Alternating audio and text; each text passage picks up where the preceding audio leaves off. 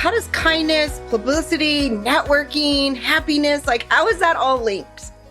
Well, I kind of wondered the same thing. My book came up, and I'm like, now how does this relate? And then I had this epiphany. Seriously, I'm looking at my books, and they are all business books. But then I look at The Profit of Kindness, which actually also talks about kindness in business, just saying. But here's the thing. Kind companies get more publicity. Kind companies are more noticed, more profitable. The people are happier who work there. And I'm talking about solo entrepreneurship when you're contractors. I'm talking about bigger companies and small companies, really all sizes. The truth is, when you're living a kinder life, you typically are going to be happier. It's actually proven. We found it out in the book. You'll like that, right? You're going to be happier. You're going to be more fulfilled. You tend to be more profitable, make more money if that's important to your company. And, frankly, you're making a difference because everybody needs more kindness.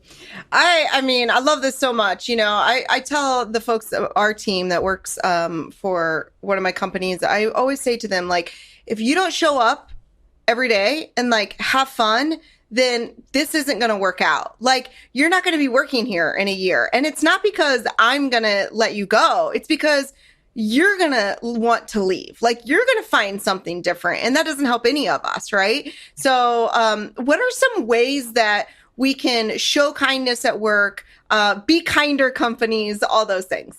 Well, I've developed something I call, return on kindness principles. So everybody's concerned about ROI, return on investment, as a company needs to be.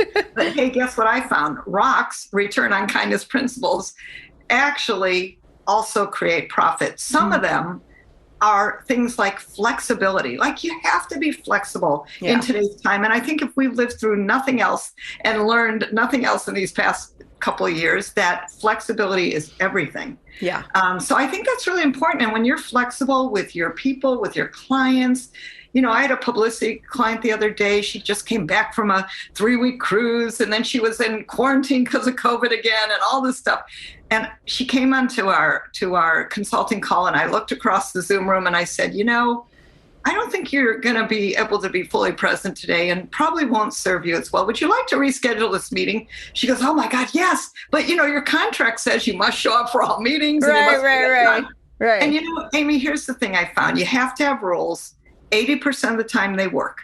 20% of the time you have to be flexible. Yeah. Right? So that's so good.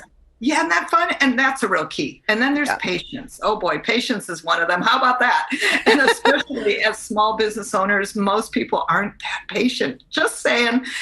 Here's the funny thing. When I was working on the patience chapter for The Profit of Kindness, you know what I did? Not a smart thing. I called the utility company, and somehow they put me on hold for an hour. And then they came back and they thanked me for my patience. Now, don't you hate that when you're on an airplane and you're already late?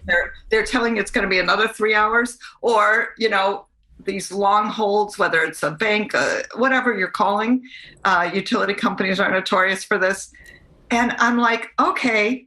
And I said to her out loud that I was patient. Yeah, right. That is so good. Yeah. Who said that? Right. But, here's the thing. I had to practice. I knew it wasn't her, right? And it wasn't her fault for the line and the order and all that fun stuff. But, the practice of patience is definitely an act of kindness. And I think something that most people can practice more of.